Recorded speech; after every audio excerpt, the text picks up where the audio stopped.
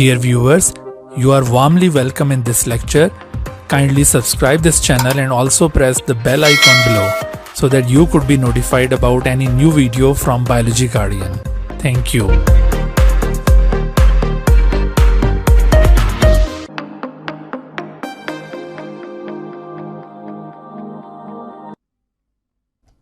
बिस्मिल्लाहिर्रहमानिर्रहीम।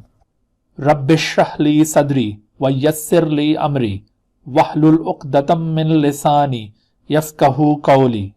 Assalamu alaikum students, welcome in lecture number 3 of chapter 26 NBF Biology 12, in which we are going to study cloning of gene by recombinant DNA technology.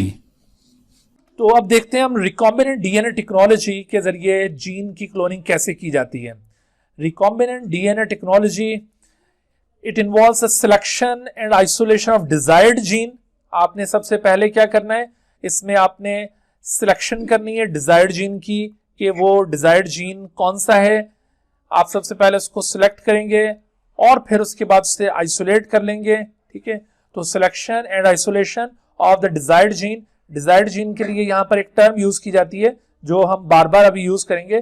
This is known as gene of interest. इसको हम अक्सर gene of interest कह रहे होते हैं, यानी वो gene जिसको आप क्लोन करने जा रहे हैं। What is gene of interest? The gene which is to be cloned. तो आप इसको सबसे पहले सिलेक्ट करते हैं, आइसोलेट करते हैं, उसके बाद फिर क्या करते हैं, inserting it in the suitable vector. एक सूटेबल वेक्टर के अंदर उसको इंसर्ट करते हैं। वेक्टर क्या चीज है ये अभी हम आगे डिटेल में डिस्कस करेंगे। सिंपली आप ये देख लें कि वेक्टर एक मॉलिक्यूल है जो जीन को कैरी करेगा from one organism to another. तो इस वेक्टर के अंदर आप उसको इंसर्ट करते हैं and the transformation of the suitable host.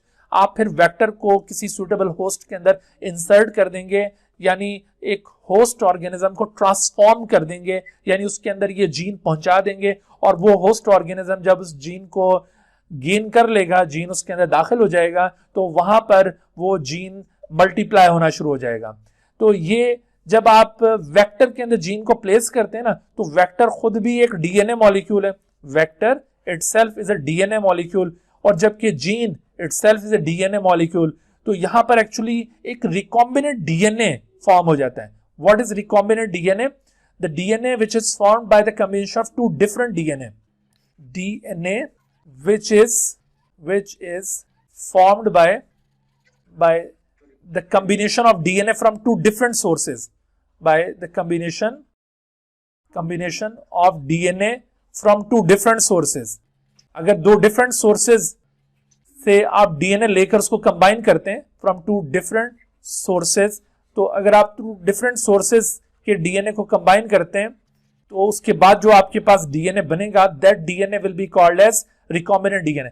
चूंकि हम यहां पर ये जीन लेने के बाद उसको वेक्टर के अंदर प्लेस कर लेते हैं और हम बना लेते हैं एक रिकॉम्बिनेंट डीएनए, और उस रिकॉम्बिनेंट डीएनए के जरिए फिर हम आगे क्लोनिंग कर रहे होते हैं। इसी वजह से इस टेक्निक का नाम रिकॉम्बिनेंट डीएनए टेक्नोलॉजी रखा गया। So why this technique is called recombinant DNA technology? Because this technique involves selection and isolation of desired gene, that is gene of interest, inserting it into the suitable vector to make the recombinant DNA। ठीक है, तो recombinant DNA ये चीज बनेगी, and then the transformation of the suitable host by this recombinant DNA। therefore this technique is called the recombinant DNA technology। यहां पर आपने ये पॉइंट जरूर ऐड करना है कि recombinant DNA technology इसको क्यों कह रहे हैं, क्योंकि इस केस में हम recombinant DNA फॉर्म करते हैं और उस रिकॉम्बिनेंट डीएनए के थ्रू दरअसल क्लोनिंग परफॉर्म की जाती है। तो इस वजह से इसको रिकॉम्बिनेंट डीएनए टेक्नोलॉजी कहा जाता है। और रिकॉम्बिनेंट डीएनए क्या होता है ये मैंने आपको बताया, रिकॉम्बिनेंट डीएनए इसे कहा जाता है। अच्छा, इसकी फर्दर हम डिटेल देखते हैं, ये रिकॉम्बिनेंट डीएनए टेक्नोलॉजी कैसे वर्क करती है। रिकॉम्बिनेंट डीएनए टेक्नोलॉजी के लिए कुछ हमें कंपोनेंट्स या कुछ टूल्स रिक्वायर्ड होंगे। ठीक है, कुछ चीजें चाहिए होंगी जिसके थ्रू हमने ये सारा मेथड परफॉर्म करना है। तो वो कंपोनेंट्स या टूल्स क्या होंगे? सबसे पहला उसमें जीन ऑफ इंटरेस्ट है, यानी जिस जीन को आप क्लोन करने जा रहे हो सबसे पहले तो आपके पास ये जीन ऑफ इंटरेस्ट होना चाहिए। ठीक है, उसके बाद फिर देखिए दूसरे नंबर पर मॉलिक्यूलर सीजर। अक्सर हम जीन ऑफ इंटरेस्ट को हासिल करने के लिए कुछ एंजाइम यूज करते हैं जो जीन को कट करने के लिए यूज किए जाते हैं। यानी ये जीन किसी ऑर्गेनिज्म की बॉडी के अंदर मौजूद है और वहां से इसको हमने यूं कट करके बाहर निकालना है, तो इस पर्पस के लिए स्पेशल एंजाइम्स यूज किए जाएंगे which are called molecular seizures.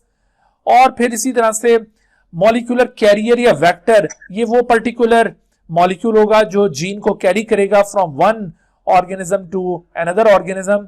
तो इस कैरियर या वेक्टर के अंदर फिर इस जीन को प्लेस कर दिया जाएगा। तो ये देखिए कैरियर या वेक्टर, इस तरह से जीन हासिल करने के बाद it will become the recombinant DNA. ठीक है, तो ये हमने मॉलिक्यूलर कैरियर या वेक्टर यूज करना है, दिस इज एक्चुअली वेक्टर, और ये था जीन ऑफ इंटरेस्ट। उसके बाद फिर चौथा मॉलिक्यूलर ग्लू भी चाहिए। दरअसल ये वेक्टर के अंदर जीन को यहां पे जोड़ने के लिए एक चीज रिक्वायर्ड होती है, एक एंजाइम रिक्वायर्ड होगा, that is called molecular glue.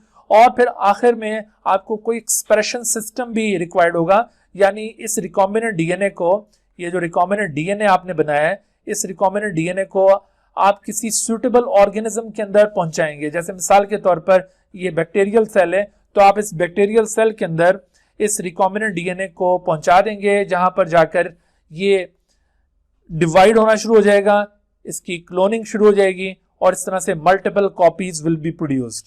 तो आप ये जो सूटेबल ऑर्गेनिज्म यूज करें ना, that organism is called expression system. तो एक सूटेबल एक्सप्रेशन सिस्टम की भी जरूरत पड़ेगी यहां पर। तो मेरे ख्याल में अब आपको ये जो कंपोनेंट्स हैं ये समझ में आ गए होंगे, और इन कंपोनेंट्स को ऑब्जर्व करने के बाद आपको प्रिंसिपल भी इसका क्लियर हो गया होगा। यहां पर अगर आपसे सवाल पूछा जाए कि what is the principle of the recombinant DNA technology, तो ये दरअसल इसका प्रिंसिपल ही है जिसको हमने अभी डिस्कस किया है, प्रिंसिपल। तो प्रिंसिपल ऑफ द टेक्निक क्या है? प्रिंसिपल ऑफ टेक्निक आपने यही जो वर्डिंग आपको मैंने बताई थी ना, कि this technique involves the selection and isolation of desired DNA या gene of interest, inserting it into the suitable vector to make the recombinant DNA, and then the transformation of the suitable host by the recombinant DNA to make the copies of the gene. So ये है दरअसल principal. इस चीज को आपने principal भी consider करना है, और ये साथ आपको कंपोनेंट्स भी बता दिए हैं। जी बेटा, आप क्या पूछना चाह रहे हैं? बिल्कुल बिल्कुल, अभी ये सारी चीजें मैं खोल के दिखाऊंगा आपको। अभी तो ये कहानी शुरू हुई है, अभी तो ये कहानी बहुत आगे तक चलनी है, और जब आप थक जाएं तो मुझे बता दीजिएगा, वहां पर हम रोक देंगे इसको, क्योंकि ये टॉपिक अभी खत्म नहीं होने वाला आज। अभी तो आहिस्ता आहिस्ता आप इसके अंदर उतरते चले जाएंगे, ठीक है? जी बेटा, तो ये जो कंपोनेंट्स जिनका हमने जिक्र किया, सबसे पहला कंपोनेंट उसमें जीन ऑफ इंटरेस्ट है, तो इसको जरा देख लेते हैं ये क्या बला है। तो अभी मैंने आपको बताया कि gene of interest is the gene which is to be cloned. ठीक है, जीन ऑफ इंटरेस्ट क्या है? Is the gene which is to be cloned, जिसको आप क्लोन करने जा रहे हैं, जिस जीन को आगे फर्दर अपने रिसर्च में आपने यूज करना होता है, that gene is called gene of interest, या फिर आप इसको डिजायर्ड जीन भी कहते हैं। It is also known as desired gene. तो ये जीन ऑफ इंटरेस्ट या डिजायर्ड जीन, ये वो जीन है जिसको आप क्लोन करना चाहते हैं। और इसे कहां से लेंगे भाई? What is the source of this gene? तो इसको आप ऑब्टेन कर सकते हैं, it can be obtain bye 3 different ways. एक तो इसका मेथड होगा आर्टिफिशियल जीन सिंथेसिस, आप इसको सिंथेसाइज कर सकते हैं खुद से। आजकल ये चीज पॉसिबल है कि आप जिस जीन को चाहें खुद बना सकते हैं। तो artificial gene synthesis is the method. Another method is synthesising it from the messenger RNA. आपको पता है कि messenger RNA is the product of gene, क्योंकि जब कोई भी जीन ट्रांसक्राइब होता है तो उसकी वजह से फिर एमआरएनए बनता है ना, तो हम एमआरएनए से दोबारा जीन बना सकते हैं। तो इस तरह से एमआरएनए के जरिए भी इसकी सिंथेसिस पॉसिबल है, या फिर आप इसको डायरेक्टली क्रोमोसोम से क्लीव कर लें, उसको कट करके बाहर निकाल लें, that is called direct cleavage. तो ये 3 में से कोई मेथड यूज किया जाएगा। इनमें से सबसे ज्यादा जो यूजफुल मेथड है वो ये लास्ट मेथड है, जिसको हम अभी आगे डिस्कस करेंगे। लेकिन पहले हम इन दोनों मेथड्स को भी ब्रीफली देख लें। जी, तो सबसे पहले हम देखते हैं कि आर्टिफिशियल जीन सिंथेसिस से क्या मुराद है। आर्टिफिशियल जीन सिंथेसिस,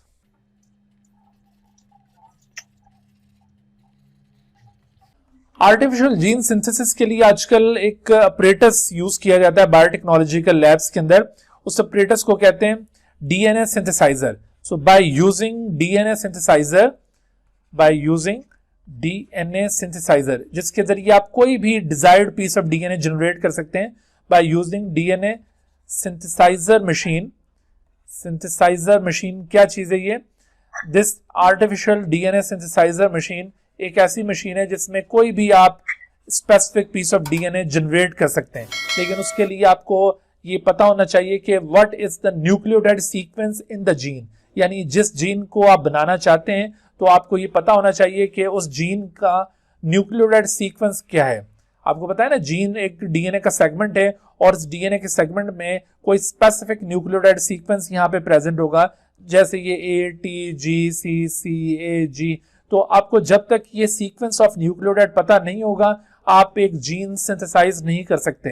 तो पहले न्यूक्लियोटाइड सीक्वेंस पता चलाया जाता है और उसके बाद फिर उस पर्टिकुलर पीस ऑफ डीएनए को सिंथेसाइज करते हैं।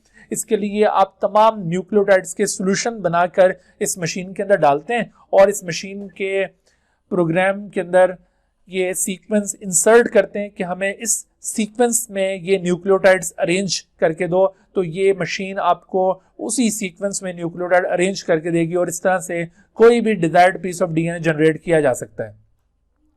आप कहेंगे कि अगर ये मशीन हमारे पास अवेलेबल है तो फिर ये क्लोनिंग करने के लिए हम इस तरह इस मशीन को ही क्यों नहीं यूज कर लेते, धड़ाधड़ यहां से मशीन से कॉपीज जीन की प्रोड्यूस करते चले जाएं, तो क्या ये ज्यादा सुटेबल नहीं होगा? आप क्या समझते हैं? ये सवाल उभरता है आपके जहन में?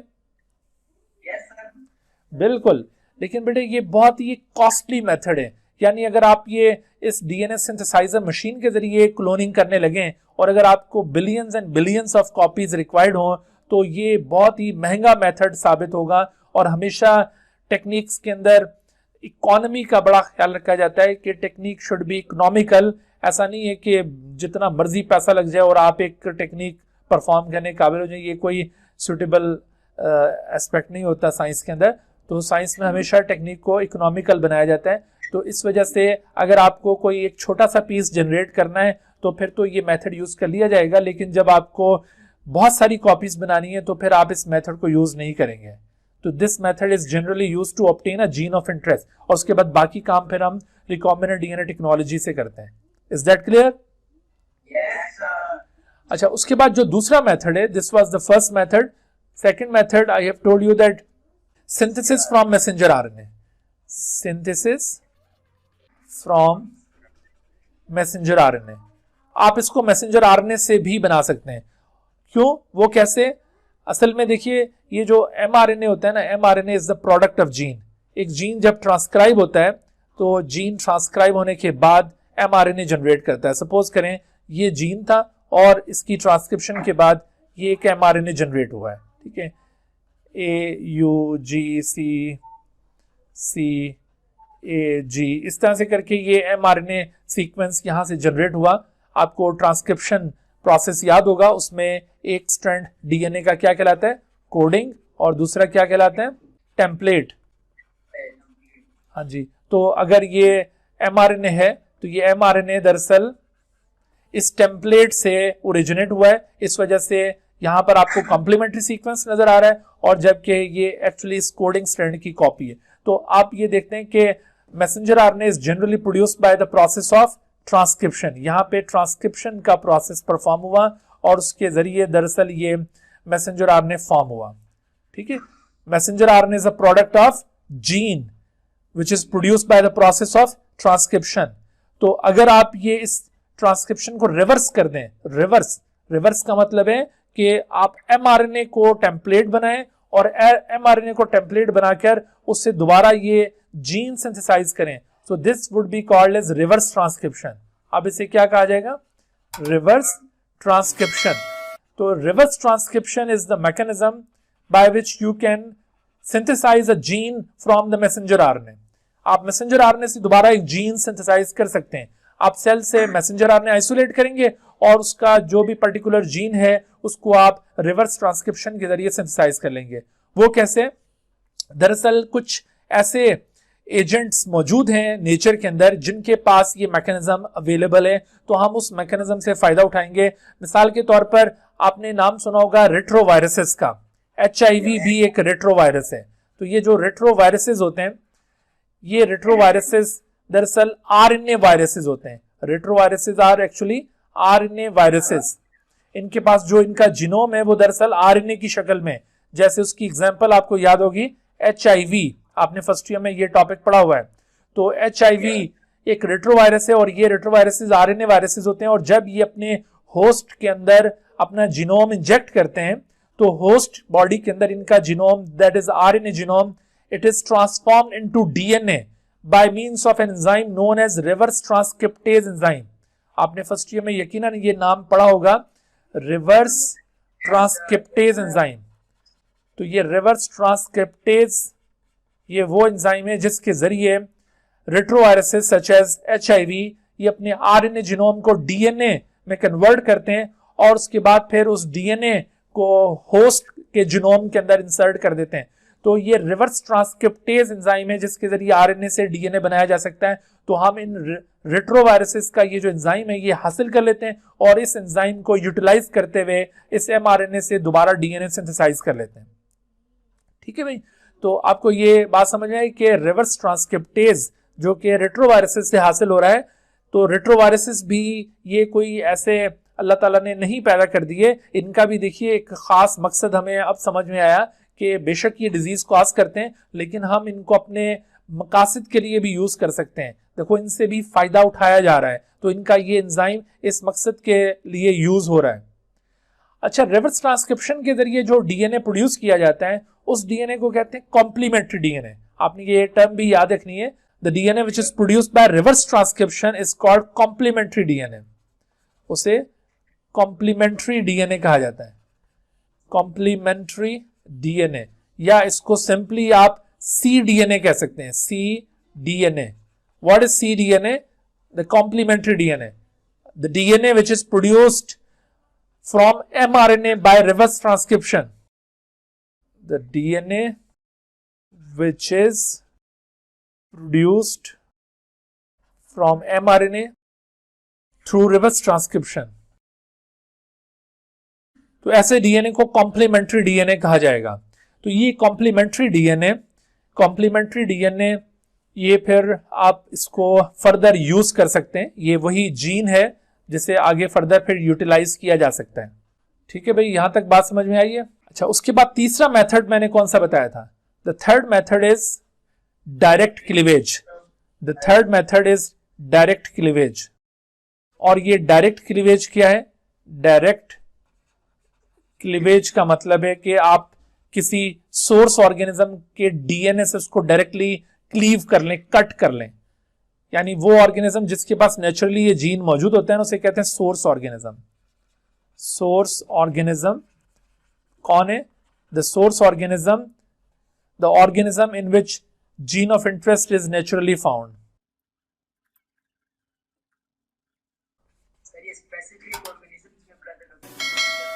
जी बेटा, क्या कह रहे हैं आप?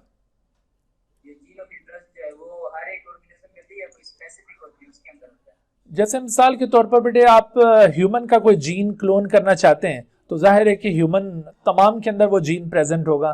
ठीक है, तो सोर्स ऑर्गेनिज्म हम उस ऑर्गेनिज्म को कह रहे हैं जिसके पास जीन है। आप अगर ह्यूमन जीन को क्लोन करना चाहते हैं तो वो ह्यूमन आपके लिए सोर्स ऑर्गेनिज्म बन गया। आप किसी मंकी के जीन को क्लोन करना चाह रहे हैं तो वो मंकी आपके लिए एक सोर्स ऑर्गेनिज्म बन गया। तो जिस ऑर्गेनिज्म से भी आपने जीन लेना है ना, वो दरअसल सोर्स ऑर्गेनिज्म कहलाएगा।